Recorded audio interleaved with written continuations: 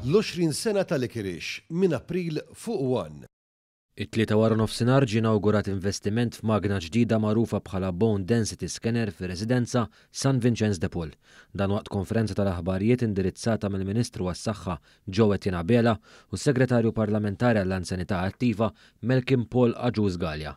Fil-fatt f'inaugurazzjoni ta' dan l-apparat ġdid ġie spjegat kif permezz tiegħu se tkun tista' titwettaq eżaminazzjoni tad-densità fl-għadam biex jitkejjel il-kontenut mineral fl-għadam tal-persuna. Biex nistabilixxu risk fractures, speċjalment fil-ħib u fl-ispajn li jista' jkollhom konsegwenzi minn dawn ir-riżultati li noħorġu mbagħad il-konsulent ikun jista' jagħti mediċini biex jew isaħħaħ l-għadam jew inkella jnaqqas milli nkompli jintilef il-kalċjum fl-għadam. L-għan huwa li madwar 70 pazjent kull ġimgħa f'San Vincenz jagħmlu użu minn dan l-apparat. Min-naħa tiegħu l-Ministru Joe Tinabela spjega kif dan l-investiment ta' 84,000 euro f'dan is-servizz ġdid ser ikun qed jikkumplimenta qatt ta' servizzi oħrajn li jingħataw f'San Vincenz fejn minnu se jibbenefikaw mhux biss ir-residenti f'San Vincenz de Paul imma wkoll anzjani li jgħixu fid-djar tal-anzjani u dawk li għadhom jgħixu fil-komunità.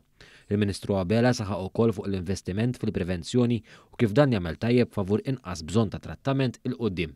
Dan huwa infiq veru, imma huwa investiment għax ħanerġa' ngħid il-formula hija bażika, hija sempliċi, kull euro li wieħed jinvesti fil-kura primarja preventiva, dak ħan ifrankaw 8 euro f'kura u f'terapija. Min-naħa tiegħu is-Segretarju Parlamentari Malcolm Paul Agius-Galea sostna kif fuq kollox dan huwa investiment favur kwalità ta' ħajja aħjar għall-anzjani f'pajjiżna. Aħna ma rridux dak, anzi rridu li l-anzjani tagħna jkomplu jgħixu kwalità ta' ħajja tajba. U appuntu dan is-servizz ħajkun qed jara li dan ikun jista' jseħħ.